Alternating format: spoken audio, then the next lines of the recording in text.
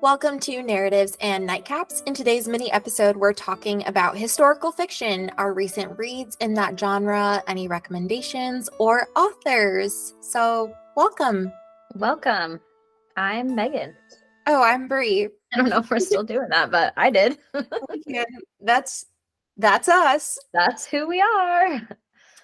And this is a favorite genre for both of us, for sure. Yeah.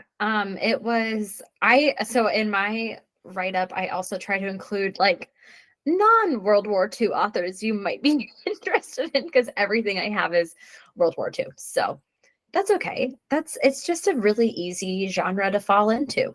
It is. So, When we get to mine too. So I was trying to do so I listed like two, and I was like, okay, those are both very World War II-esque. Let me try to pull another one. And I was like, oh, I have one. This is great. And then I thought about it some more and I go, it does technically start in World War II. But that's not a majority of it. So that helps. It's a piece. Yeah, no, that's great. So I liked what we did on our last mini episode and wanted to define historical fiction. And then so I went to dictionary.com just to see what's up. And then I went to there's an awesome masterclass article about I think it's like more geared to authors who might want to write historical fiction. But they had some really great information, including 5 common elements of historical fiction that I also wanted to touch on. So, dictionary.com defines historical fiction as the genre of literature, film, etc., comprising of narratives that take place in the past. There's no definite piece of time, it just has to be in the past, and are characterized chiefly by imaginative reconstruction of historical events and personages. Masterclass goes on to take that a little bit further and I think clarify a little bit, but they are historical novels that capture the details of a time period as accurately as possible for authenticity, including social norms, manners, customs, traditions. That goes further into like slang, dress, etc. Many novels in this genre tell historical stories that involve actual figures or can involve actual figures or events, aka World War II. Real stuff. You make me think of, and I can't recall the author, but she had posted something on probably Instagram because that's about the only place that I consume social media. And she posted something about how writing historical fiction is so odd because one second you're, knee deep in what your characters are doing, and the next second you're Googling when towels were invented because Seriously. I was like, that's so true. It is. Yeah, I mean, and you have to think about like the invention of things if you're going to mention it. Like, was freaking cling wrap invented around this time? No, so you can't cover your Tupperware with cling wrap. It doesn't exist. You got to put lids on that Tupperware. You even have lids.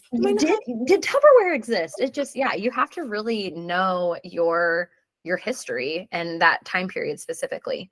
So Masterclass goes on to further say, specifically relating to the US, historical fiction became popular in the early 20th century with focus on war stories. Of course, that's really how you grip your audience. Give them a war and they'll read about it. So the mentions were more so like the Civil War, World War I, etc. But obviously World War II fits into that too. And then, so the 5 common elements of historical fiction, and I'm sorry, this is long. I tried to parse it down as much as I could, but just wanted to touch on some of these things. So first, the setting. Obviously, the most important part of your historical fiction novel. You need to know where it takes place, and it needs to be an authentic time in history, but it's set in a real place or close to a real place. So some examples of that are like New York City during the Depression, Paris, France during World War II. In this case, The Lost Apothecary that we just read was set in and around England, even if it wasn't necessarily the real street names or anything like that. The second biggest element is your plot. So you have to have a combination of real events and fictional events that would have taken place. And that's just to give it your relevance. Like that's how you can compose your time period, is having those correct elements in your plot. So you can invent characters and cities and events, but they still have to make sense to the time period. Third, your characters. They have to be either real or fiction or both, but they all need to look, speak, and act in ways that reflect the current era that you are trying to depict. 4 is dialogue. So obviously, you're not going to use today's slang in a World War II piece because no one knows what that means. So your dialogue, the way your characters speak, especially if you're going to use slang or even like abbreviations of words, it has to be specific to how that time period would have spoken. And then lastly is conflict. So your characters have to encounter conflicts that people of that specific era would encounter. So your World War II people aren't going to be having problems with their iPhones. They're going to be dealing with famine. Something along those lines. Not funny as we laugh, No. but yes. No. Not funny at all. I don't think any of this is funny. I think it just makes it all the more impressive, and to know how much thought and detail has to go into all of these, and the entire character development, and the dialogue. Like, it's really impressive. I mean, you have to become a historian. You have to become an expert in, especially if you do, a multi-book series. I mean, you're really, really in that for multiple decades, likely spanning that period of time, which, you have to know a lot in order to do that. And that makes me feel like I probably couldn't do that because there's just so much to it. Like I don't know, you would have to do a lot of research or have a lot of connections that can fill you in on that research too. Yeah, or somehow write a really good story and get picked up by an awesome publisher who's going to be able to fact check a lot of that, and or have a team that can help go through and fact check and edit and make it even better. Yes. Or, also along those lines, maybe just have a lot of money and visit those places too. Just immerse yourself in that culture. Yep.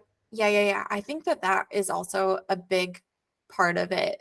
I do think about that with the authors, and I think, wow, they must have had to have spent a lot of time there, especially if they weren't from there, but they're writing about that setting or location. I would want to, as an author, go to those places.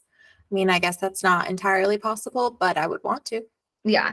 And I think too, just to like see, I mean, probably at this point, a lot of it is like ruins, especially if you're going like way back in time. But I think it's important to see even just like architecture from that time period to know, oh, these are the buildings people walked through, or this is what this once used to be, or whatever the case may be. It would be helpful. And I know this is getting harder and harder with a lot of those historical events. And obviously, the further you go back, but it would be helpful to be able to talk to people, like for World War II, for example, be helpful to talk to people that actually were in those locations or experienced that. But that's becoming more challenging. Yes, because man, time is flying and we're getting older and everyone else is too. Yep. So, Okay, hit us with your books, Bree. I want to know what your recommendations are. okay. Yeah. So these are all books that I have read and would recommend. I'll go ahead and just start by saying The Nightingale. We talked about it by Kristen Hanna. We did like 4 episodes on it because it's a bigger book. But if you like World War II historical fiction, I would highly recommend that book. It is a tearjerker. It's going to take you through the German occupation in World War II, and it follows 2 sisters and both of their separate experiences, but juxtaposed because they have quite different experiences throughout the war. It is, I think, one of the most beautiful books, even though it's so sad and so depressing and you will bawl your eyes out. But if you haven't read it, I would highly recommend it. I've read it 4 times. I know Megan has said she probably won't ever read it again, but still, I can't. but still enjoyed it as much as you can enjoy that book. Yeah, it is just, you have to read that. But yes, World War II book, highly, highly recommend. I also like with that one specifically, and I'm sure we talked about this on our like actual podcast episodes, but I love that it's the perspective that it's happening in France. Because I think a lot of World War II, it's like the Germans, the Polish, the Russians, like it's a lot of other European countries that were obviously very highly affected. But I'd like to hear the perspective of what it was like in Paris, France, as that was happening. Well, let me give you some more with my Ooh, next book recommendation. But real quick, on the Nightingale note, it has been in the talks for a long time to be developed and adapted into a movie. And Kristen Hanna actually recently came out and said that there was more movement on that. So that's super exciting because honestly, at this point, I thought it was just a no-go forever and that it just wasn't going to happen. And it sounds like things are finally moving in a direction for that to be adapted or completed. Do you know anything further about casting? Because I think at one point it was supposed to be the Fanning sisters, and you and I did not like that idea. I still don't like that idea. I don't know. Okay. I feel like she was intentionally vague because that industry still can have so many things change. But so I don't know. I don't know, but we'll More to see. come. Yay. Yeah. Okay. Well, speaking of World War II in France, I have another recommendation for you, but it's also World War One and the 1960s. So this book takes place in 3 different timelines, but all in and around Paris, France. And it is called All the Ways We Said Goodbye by 3 authors, Oh. Beatrice Williams, Lauren Willig, and Karen White. So all 3 women wrote this book, and it tells the story of 3 different women in France. First, in 1914, the Germans arrive at Aureille's family estate to use it as headquarters, and Aureille is surprised to find that she knows one of the German men, like they've actually met before. She knows who he is. He's there. And although they're on different sides of the war, like they can't help this friendship and then love that transpires between the 2 of them. But through a series of events, Aureille must return to Paris to be with her American mother who lives at the Ritz, the hotel. And in 1942, Daisy lives in Paris with her daughter and husband is a Nazi collaborator. Mm. Although hesitant, Daisy ends up joining the resistance with her grandmother who lives in the Ritz. Oh. Yes. And in 1964, Babs searches for more information on a woman called Lafleur with an American lawyer named Drew.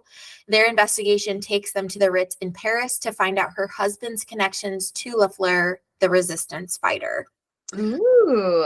Yes. So it's been a while since I read it, but I still am the story is like so interesting. I love that it follows 3 different women and their experiences. And I think I just gravitate toward like the heroic women in World War II. Oh, for sure. It's such a morbid and sad time period. And I think that that's part of the reason we like the powerful stories of, even though they're fictional women, like a lot of them represent real people that did important things during unfathomable times. Mm-hmm. So All the Ways We Said Goodbye is a book I would definitely recommend. Okay. Do you know, sorry to interrupt, did each author write about a specific woman? Is that their collaboration? Okay. I don't know. I kind of assume so because that makes sense. Mhm. Although they all sort of connect.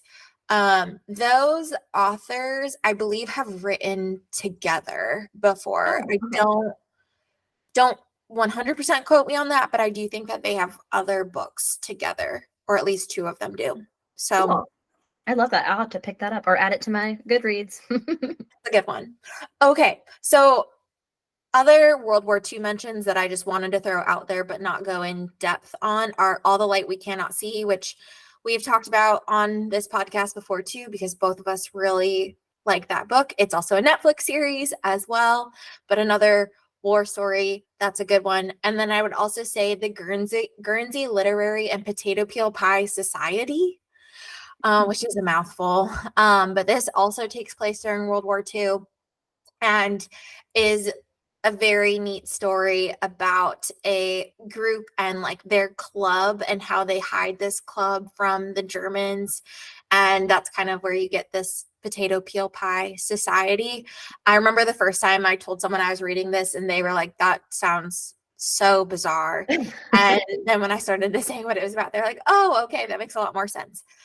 It is also a movie on Netflix too, but read the book and then watch the movie. Yes. Okay, my last one is Outlander, because I was trying to think of what I've read that was outside of World War One and Two. This book technically starts in World War II following Claire Randall. So she was a British combat nurse during World War II, and right after the war, she's actually headed to Scotland with her husband, Frank. Making sure I'm like remembering names properly. They head to Scotland, and this book, historical fiction, yes, but there is sort of the magical fantasy, magical realism and fantasy aspect of it, because through a series of events, Claire ends up in the 1700s in the Scotland Highlands.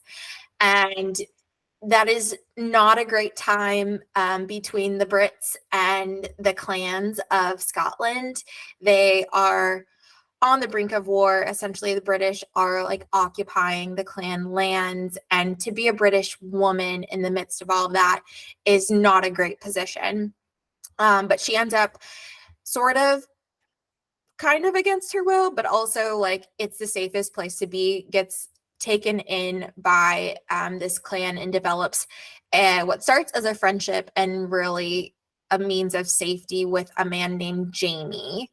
And soon she is torn between her times and two men in the midst of a war that is approaching, but not World War II, a different war. A different war. Is Outlander is a series, right? On a series of books. It's not just a series on Netflix and Stars. Correct. I want to say there are 8 books. Okay. There might actually be more. I don't have all of the books yet. Keyword yet. Keyword yet. But yeah, but I do the actual, so it's a Star series, but some of it is on Netflix. And they are about to be done, but I don't think the book series is finished. Oh. So it'll be interesting to see sort of how that wraps up. But yeah, highly, highly recommend. It is, the one thing I will say is that the language with the Scottish dialogue can at times be like hard to understand. Okay. So there were some, and I would recommend reading it, like if you want to read it, even though the show is very, very, very good. But all of that said, it did help to hear some people speak with that accent and then also read parts of it, just because I could kind of piece together the words a bit better. But it's a great book and it's a great show, especially seasons 1, 2, and 3. Perfect. All right, your turn. Okay, my turn. So I also wrote 3 books. 2 of them are part of, I wouldn't necessarily call it a series, but they're like a continuation of each other. So let me start with one that's not that. Okay. First is Boy in the Striped Pajamas, which like, oh my God, if you want to cry your eyes out from any of these, this is definitely the one to do it. Trigger warning, children, that's all I'm going to say. Obviously it's a World War II book. The Stripes dealing specifically with concentration camp. It's a horrific visual of what's to come. But I'm saying it's most easily summarized as a young German boy befriends a boy on the opposite side of the fence, so to speak. So the German boy's father, I think, is in some position where he is either the commander or overseer of this particular concentration camp. And the boys are so wrapped in innocence, even the one that is in the concentration camp, that all they know is playing with each other, and they like talking to each other through the fence, and neither know their true fate of what is to happen within the gates of that camp. And I won't say anything else because I'm going to cry my eyes. I'm about to cry just hearing you talk about it. It is an awful book. It is a beautiful book. It is a heartfelt book. It is, again, like one that I think I feel like you have to read it to really understand. I think it is important that it's from a perspective of a child, because it proves just how innocent all of these people were, regardless on what side that they were on of this war. And yeah, it's a horrible, wonderful book. It is truly heartbreaking. That's one that I read it once and I've seen the movie, and I don't know. I think it's so important. That is a book that I think it's so important for just about anyone to read and or watch the movie, but it is heartbreaking. Did you ever have to watch that in a class? I didn't watch it in a class, but I feel like I did read it like in high school. I know we read it, and I also remember, I want to say it was in high school, but it might have been early in college that I was taking a class where we were going to watch it. Ugh. And I was sitting there and I was like, I've already seen this and I really don't feel like having a total meltdown Yeah.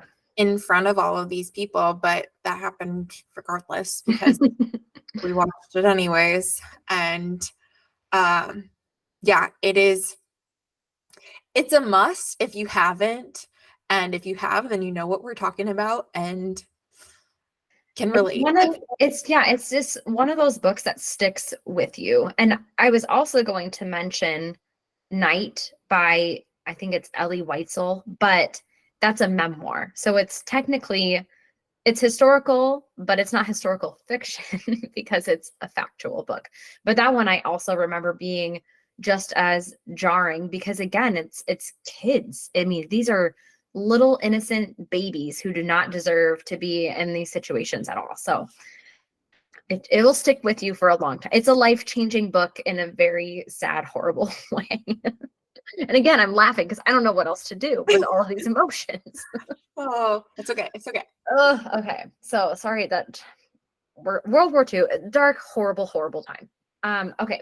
So then my other two, as I mentioned, somewhat a series. It's the same author, but it's written so that a character is mentioned in the first book and then the continuation of her story continues in the second book. So we'll call it a series, if you will. So the first one is The Tattooist of Auschwitz, which, if you have not read that, these are by Heather Morris. And the tattooist is a prisoner of Auschwitz, the camp. And he's discovered to speak several different languages, which is why he's chosen to become a tattooist. It's not a job he wanted, but because he can tell people who are being imported as cattle from all of these other countries in Europe to these concentration camps, he's able to communicate with them and kind of tell them what's going on. And so he is the tattooist of that camp. And we see through his perspective in this particular novel just the horrors of Auschwitz, everything that happens there. In a lighthearted way, there's also love that happens there too. It's very much bypassed by all of the negative stuff, but there is an important factor of what life was like before and how people were trying to make do with everything that they had in those circumstances. And so that part is really beautiful in a very sad, dark time. So the second book is called, and I had to look up several times how to pronounce her name, but it's Silke's Journey. And she is mentioned in the first book as a prisoner of this camp, but her journey begins after the prisoners have been freed. So USA and Russia has come in and stopped all of the Germans. However, the prisoners are freed. They now have to figure out how to get home to their own countries where there's basically nothing but devastation left. They are already, I mean, just dilapidated people. There's nothing left of them. So most of them will die on this journey trying to get out of the concentration camps. And now this particular part of the world is in the hands of Russia. So we've kind of gone from one evil to the next, even though they're kind of posing as these saviors in these situations. And so it's Silka's journey of trying to get back to her homeland, where she just encounters every different aspect of how to kind of deal and manipulate and outwit these Russian soldiers, other German soldiers who still haven't quite gotten it together yet, and how to communicate with those around her to help them also find their families. So those are my 2 books, or 3 books, I guess I should say. I need to read both of those. They've both been on my list for a while, and I just, haven't done it. I don't know, even though I love all of love is like not the right word, but you know what I'm saying. Yes. I don't know. I just feel like it's super important too. And I just don't want anyone to ever like lose out on the opportunity to read those stories, because as there's just an importance factor behind all of those, even if they're historical fiction. And I kind of feel like that's being lost like today. Lost or erased. I mean, I'm thinking of even like in our American history, like the presence of slavery. And I can tell you that I have read a ton of books on slavery. Like, it's horrible. And again, I think it's just one of those genres that I gravitate to because it's so horrible. I like have to know more. And I remember growing up reading, you know, you probably did too, like the My Name is America novels. And it's all about that. Yes. Maybe that's why we're like still so fascinated, because we both loved that. Even like the American Girl books. I'm like, yes, tell me more. I know. Maybe it's because I don't have kids, but I'm like, is anyone reading those? Because even from a fictional aspect, at least it would introduce you to those topics, and then just know that things go like way beyond what is presented to you in school. And it's super important to figure that out, even on a fictional level, because there are real things that happen, and all of those things really happen to real people. But I think like the best part of it being fiction, and especially, you know, like the My Name is America books, for example, they're very heavily young adult, but I think that they pique your interest to want to do more research. To want to dig in deeper and know what happened around you, regardless of what time period it was. They are an introduction for sure. Yes. And then a couple of other just authors I wanted to mention, 2 authors that I particularly love and enjoy. So Celeste Ng, her books are technically historical fiction because they're based in the 90s. So Little Fires Everywhere and Everything I Never Told You, as well as Our Missing Hearts, I think was 90s-esque. No, that's future. Oh, futuristic. You're right. But hey, future historical fiction. But the other 2 I mentioned were, definitely based in the 90s. You can tell just like the things that kids do after school, or, you know, whatever their homework assignment was, like you can tell that that's that time period. And then Taylor Jenkins Reid, of course. Yes. I think almost all of her books are historical fiction. So 7 Husbands of Evelyn Hugo was based in like kind of that 1950s old Hollywood glam. Carrie Soto is Back, which I'm still reading, is about a female tennis player based in the 90s. That's when she was coming up. And then one of our podcast reads, Daisy Jones and the Six, 70s, baby. So true. Oh, she's so good. Yeah. Her books, or at least like her really popular ones, have a historical fiction element to them. I know some of her older stuff, like Forever Interrupted, which might have been her first book, if I'm recalling that correctly. That is like a present day book. Okay. But other than that, Daisy Jones and the Six, still so good. Such a good book. 7 Husbands of Evelyn Hugo is really good too. And I haven't read Carrie Soto's Back, but I have it. Yes, I do too. I'm working on it. In the midst of literally all of our reading. I know. The number of books I'm reading right now is a lot.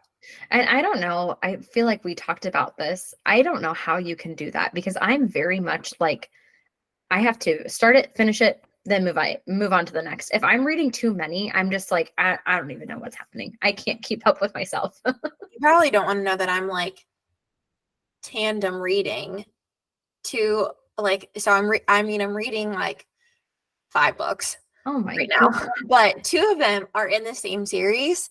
And have you not?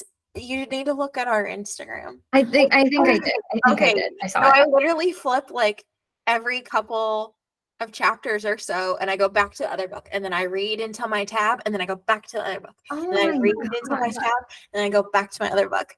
It's great.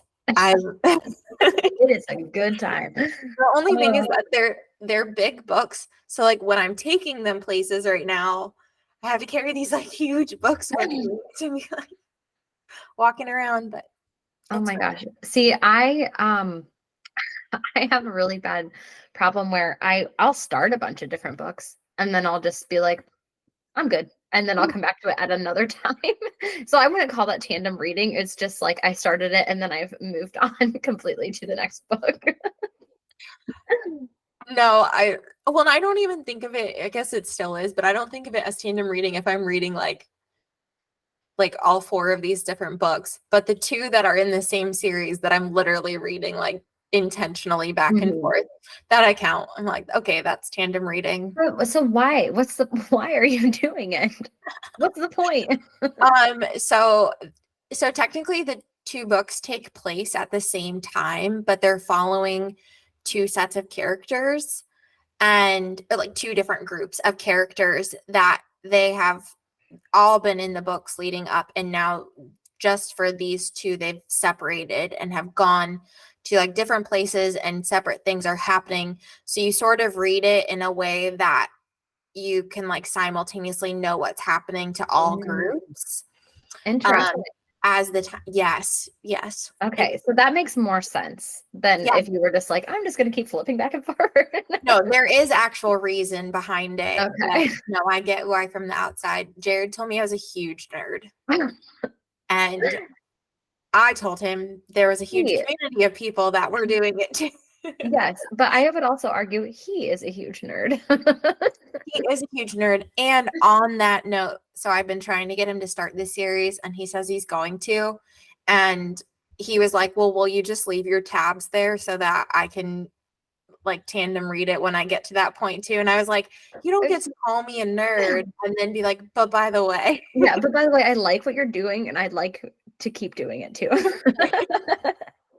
So Uh, yeah, so it's been a journey. It's been a journey. Stay tuned, I guess, or don't. or don't. Yeah, it doesn't matter. Okay, well, when is this episode coming out? Okay. Um, Coming up on Narratives and Nightcaps, now that we just really went off, I kind of forgot we were recording. We are talking to our guest author, Ginny Myers Sane, who has a book coming out in March, on March 5th, if I'm recalling that correctly. So her next book, I'm super excited to talk with her. I've met her one time and she wanted to come on the podcast. We wanted to have her. So that's going to be awesome. Definitely look out for that episode. And we have a new book for next month coming soon. We're talking about A Likely Story by It's a three name author. Lee McMullen Abramson. I knew it was 3. I knew it's what it started with. So we're talking about A Likely Story, and then our mini ep will be talking about coming of age books and our recommendations or wants to read. And yeah, so that's all coming up next month. We hope you'll tune in. All right, cheers. Cheers.